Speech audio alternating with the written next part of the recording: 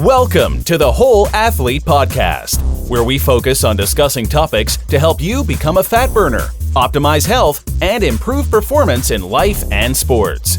Transform the whole you from the inside out with the holistic method. Let's dive in.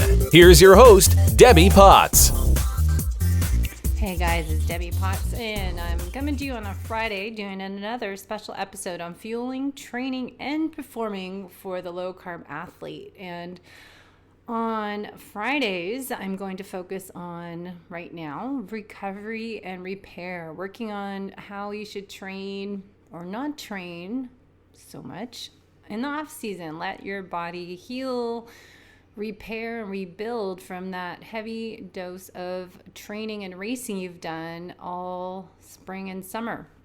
I know a lot of people train for Ironmans, and especially if you're racing at higher level trying to qualify for Ironman Hawaii, well, you get done the season and you're like, what else can I do? I'm in shape.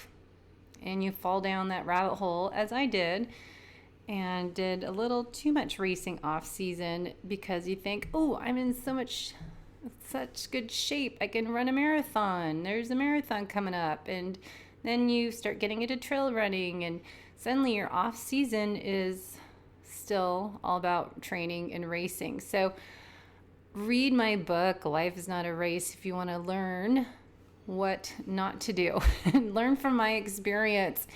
I have had this breakdown and burnout starting back in March 2013. And as I continue to share every single week on this show, my goal is to help you improve your performance and longevity and avoid burning yourself out and breaking yourself down from the inside out. And it might be years until you know what you're doing now is tearing you apart and creating what we call an FDN as metabolic chaos, having unexplained symptoms that are far removed from the actual root causes, because it's not just one, there's multiple issues coming and contributing to your metabolic chaos, which is really the imbalance of our body systems. We want to find that balance between cortisol and DHA, have a balance between our parasympathetic and sympathetic nervous system, and we want to have our body stay in homeostasis to optimize our health from the inside out, and including our mitochondria function. And anything we do too much of becomes chronic, becomes dysfunctional in our body systems, including our liver and our digestive system, our hormones and our immune system and our gut health, and just getting our immune system so low that we welcome these pathogens and bad bacteria and infections into our body because we're not able to defend ourselves anymore, because we are leaving ourselves in a weakened state from our overtraining and under recovery and living life as a race with chronic stress day in and day out. So what I'm working on with you is health coaching information on Wednesdays, and Fridays talking about training and fueling, as well as recovery and repair in this time of year. It's winter coming up, it's November right now as I record this. And even if you're listening to this podcast and it happens to be summer, you still need to let yourself recover post-workout sessions. So many people train way too hard and don't recover the next day or two, and they go back-to-back hard workouts. So I would suggest doing a harder workout, but you have 2 easy days after that.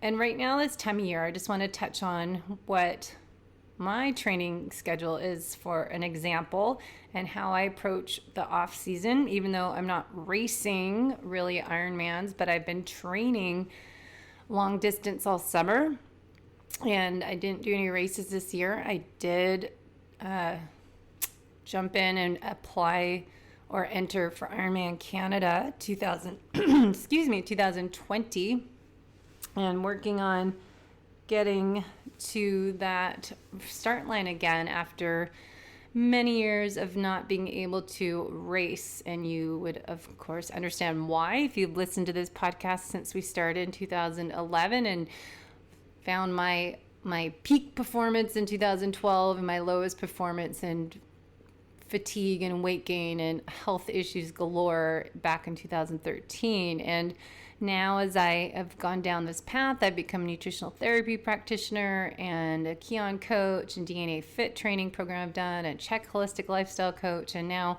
finishing becoming a FDN practitioner, which is functional diagnostic nutrition practitioner. So I can really help focus on coaching athletes from the inside out by working with your external stressors and then testing with functional labs your internal hidden stressors to find out where your imbalances are with your hormone, immune system, detoxification, digestion, energy, and nervous systems. And part of that is overtraining with cardio. I think a lot of endurance athletes do not lift weights and work on that anabolic building up. Instead, we have that cardio, which is a catabolic, especially if you're going over 30, 45 minutes, you're increasing that cortisol, which is a catabolic event. So we want to always find homeostasis, balance, the Goldilocks effect with everything, that we have the right amount of building up, breaking down, cell autophagy, the AMPK pathway with mTOR, that we have the parasympathetic with the sympathetic. We don't want to be stuck one side or the other. And that also is with strength training, that you're not just doing elliptical and cardio machines if you're not training for racing, or you're an athlete and you think, oh, I don't need to do weights because I go swim, bike, run. Well, I suggest you do lift weights and you work on building the muscles up and working on that mTOR pathway. And I do suggest that you do intermittent fasting and time-restricted eating and working on your fat adaptation process, especially right now this off season, and train yourself to be metabolically flexible.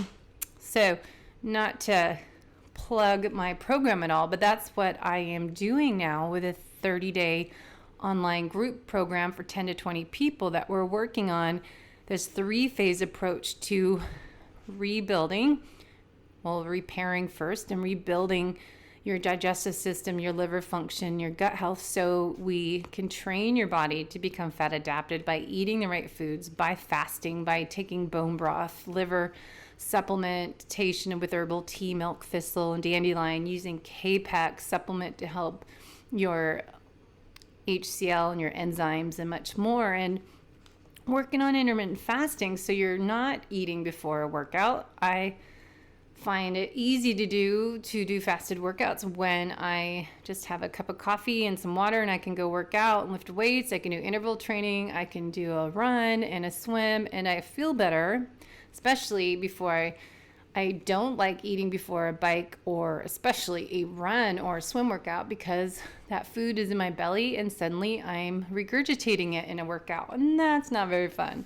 So my typical workout for the fall winter season, I tend not to be as scheduled and strict with bike riding, which summer, spring, the weather's nicer in Seattle, and I just find, we've had great weather now, but I'm trying to catch up in life and work. And when it's warmer out, it's easier to get motivated to go for a bike ride. So usually in the summer, I'll start there. Spring, summer, I typically ride Tuesday, Thursday afternoons because my schedule allows me to have a split work day, so I can work out in the afternoon on a bike ride, and Saturdays. So I tend to do 3 to 4 bike and runs and swims a week.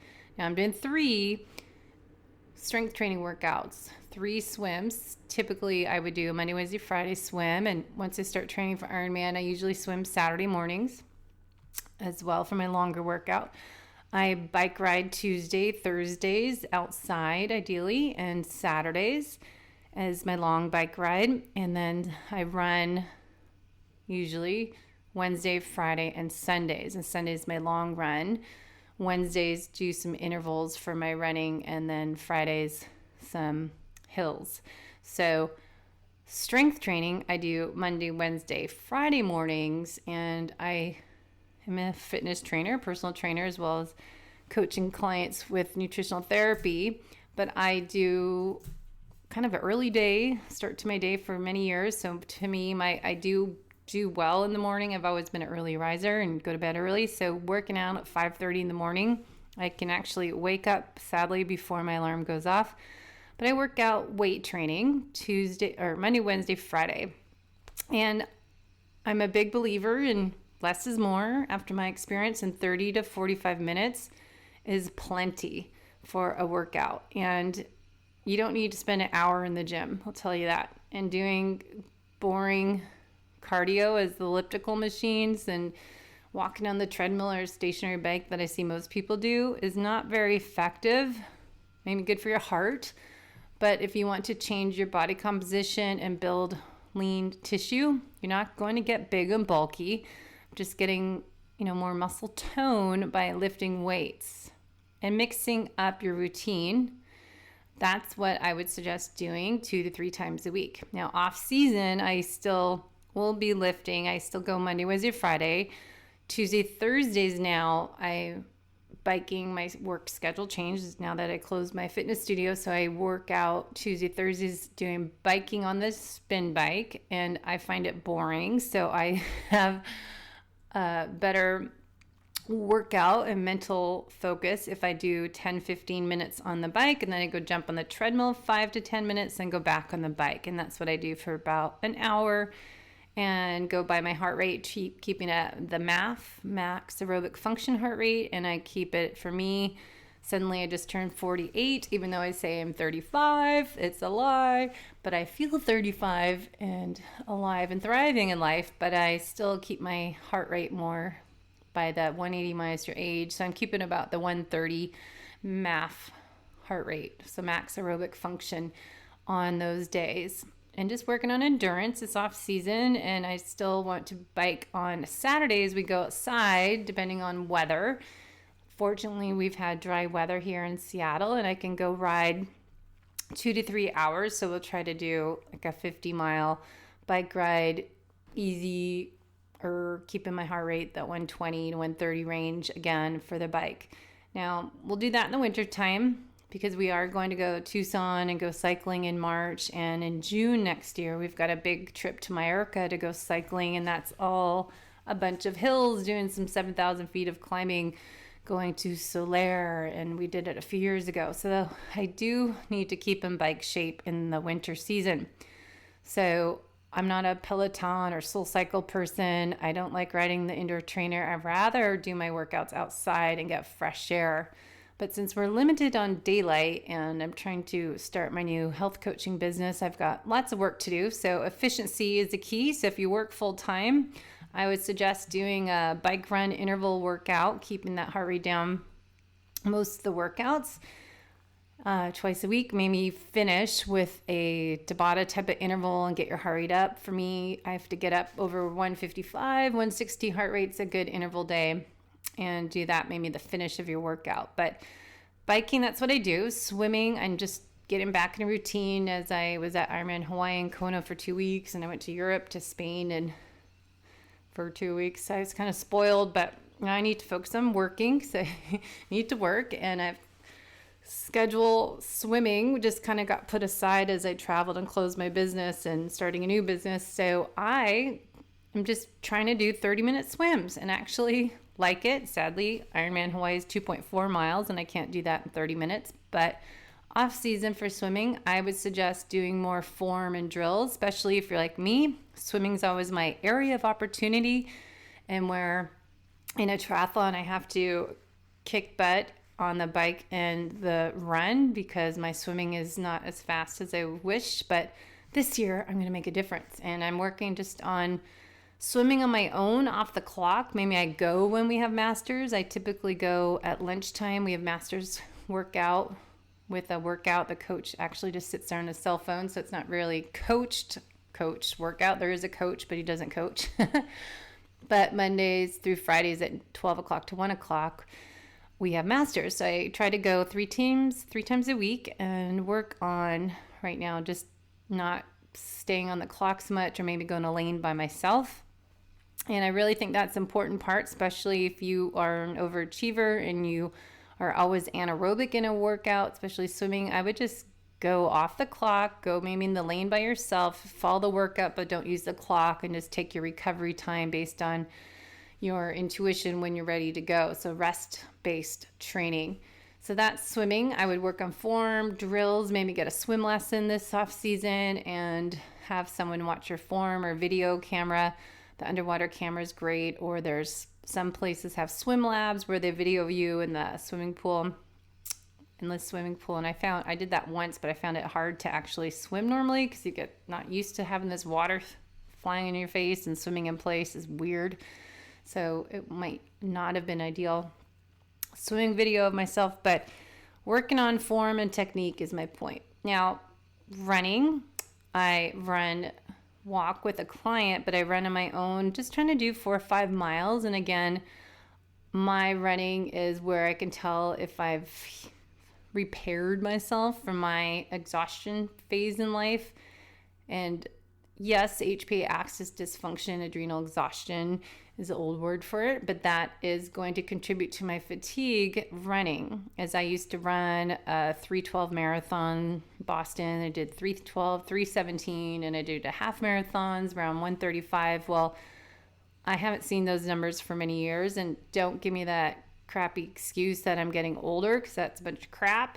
But it is, I believe, mitochondria function. So part of the goal of my coaching program and the podcast is to teach all of us how to optimize our mitochondria function, because our mitochondria are where we make energy, ATP, and part of that, improving our mitochondria function by exercising the right amount, by doing the fasting, the hormetic stressors, and taking supplements as MitoQ and True Niagen, and getting the B vitamins and the NAD, all that stuff that we can do to improve our mitochondria, because I want to create more energy. So I'm testing out my running and taking these supplements as MitoQ. I just started testing out and seeing if that improves my running performance, as that has been really impacted with my HPA axis dysfunction.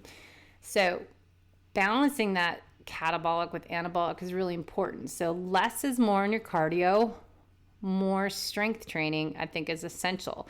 And I will finish running and then get to strength training. But running, I'm doing more run walk, and I really suggest trying this. I find just trying to build my pace up and try to be aerobic at a faster pace, like under 9-minute mile for me was normal for me for years and years and years. Now it's just a challenge. So it's funny, I have to do speed work once a week, do some intervals, get my heart rate up that 160 mark, and then recover.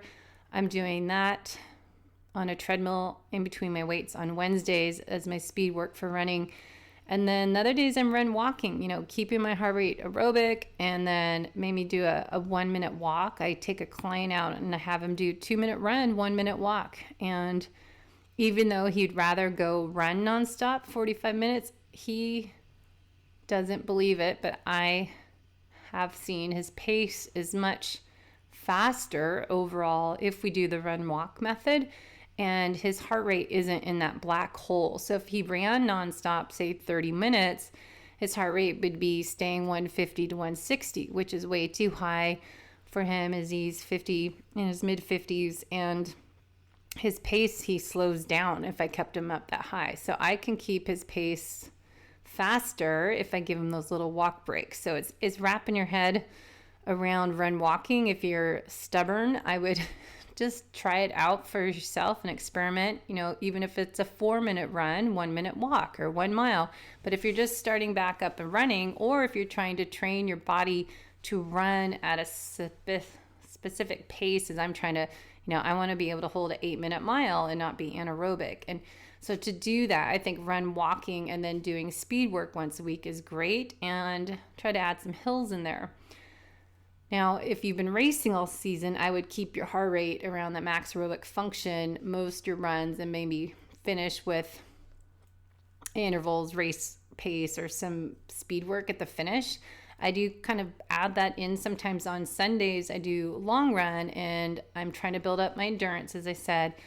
But I know I do better with some intervals, and really good to deplete those glycogen stores and finish with that. So I'll keep my heart rate down low and try to, I'm in Seattle when I run Madison Park and Madrona and Talesha. I kind of find more routes that are hilly, so I have to watch my heart rate.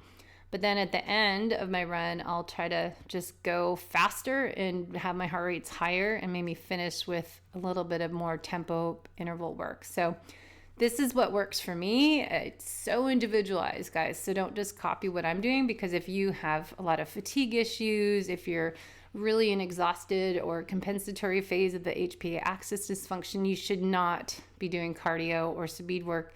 You should just be doing low heart rate, walking, yoga, Pilates, strength training, building your body up instead of breaking it down more. So it's very individualized, and especially if you came off a really busy race season, I would just be taking it easy, chilling out, doing some just maintenance runs as 30, 45 minutes max, not doing the long stuff for a couple months. Now, strength training, I have my own little workouts. I have been a trainer for 25 plus years now, 28 years since I was in college.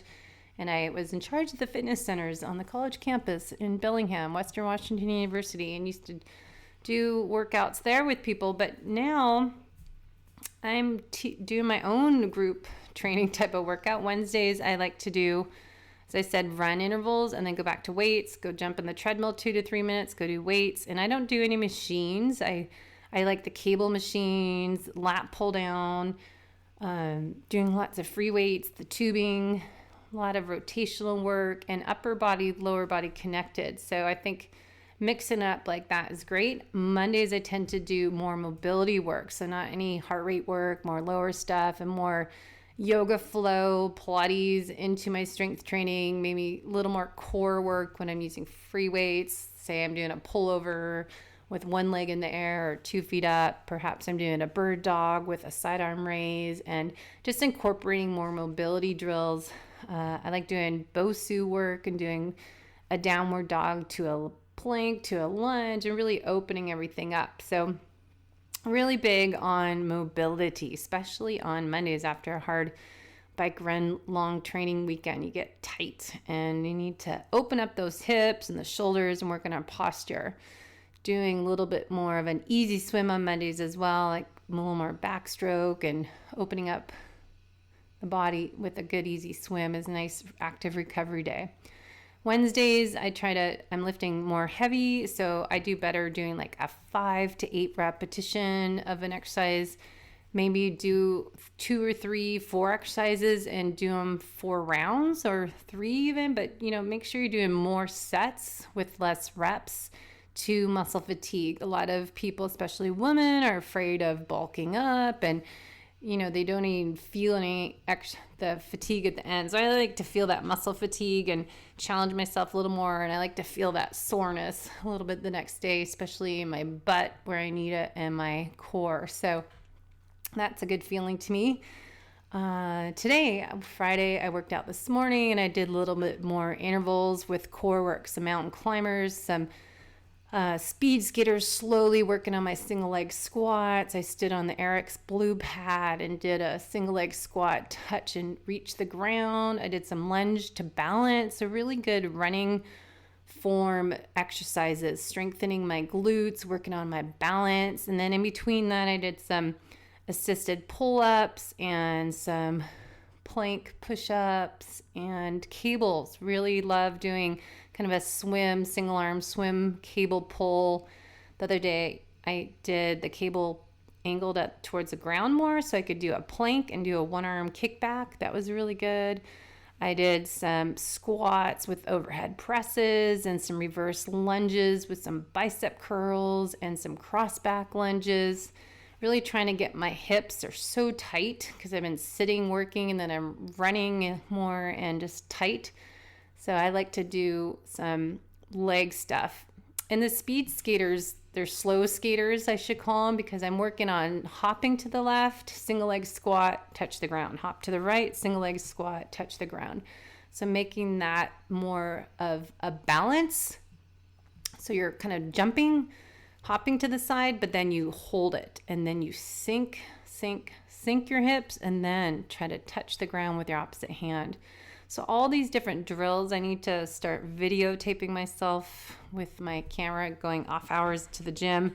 Since I don't own my own gym anymore, I go to this athletic club I've gone to forever. So I'll try to tape myself, but a lot of free weights, a lot of cables, the single arm stuff, single legs, incorporating alignment, opposite arm leg stuff. If I'm doing upper body, I'm doing something with my legs, always engaging your core and working on bracing. I call it the athletic stance, working on posture and alignment and focusing on slower and holding it and changing that pace. Maybe you're adding a pulse to something. Mix it up, muscle confusion, and feel that fatigue. Good fatigue at the end is really good. So don't be afraid to lift heavier. I like to do, as I said, 5 reps, 5 times of something, alternating body parts, really keep going, and wearing my heart rate monitor so I can see and feel what I'm doing and making it a full body workout that I'm still keeping my heart rate up and moving.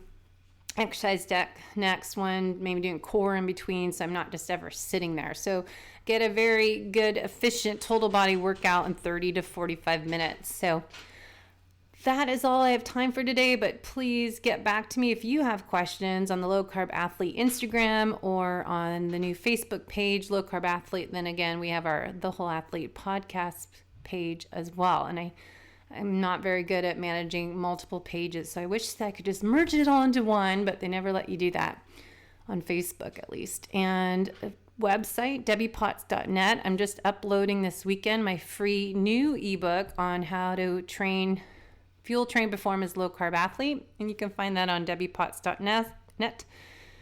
And also go for the liver toxins handout on there on chronic stress, how it impacts the whole you. So lots of free ebooks on my website, and learn more about my upcoming pre-Thanksgiving and post-Thanksgiving 5-day jumpstart detox challenge. And then we'll start signing up everyone for January and February's 30-day fat loss program.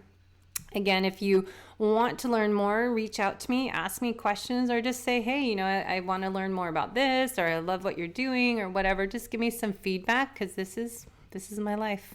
This is my new journey, and I'm following my passion and my purpose and my mission to help other athletes avoid going through what I had happen and share my knowledge and training and experience with you. So keep connected and let me know what you think, and hopefully we'll get everyone to sign up for the 5-day Jumpstart Challenge before and after Thanksgiving. It's $97 for that 5 days, but I'm working with you for the 5 days. Plus we do a 1-hour seminar before we start, and then we do calls every other day during that week. And then 30-day program is $597 starting January 2nd, and that includes a 3-phase approach that I've talked about. And I'll meet with you in the group 2 days a week with a webinar type of format. I share slides and teach you more about how to train the whole you from the inside out with the holistic method.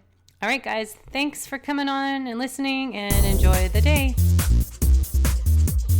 Thanks for listening to the Whole Athlete Podcast. If you have any questions, feedback, or topic suggestions, let us know on Facebook or at wholeathletepodcast.com. You can help us continue and grow by leaving a review on iTunes. Thanks again, and see you next time.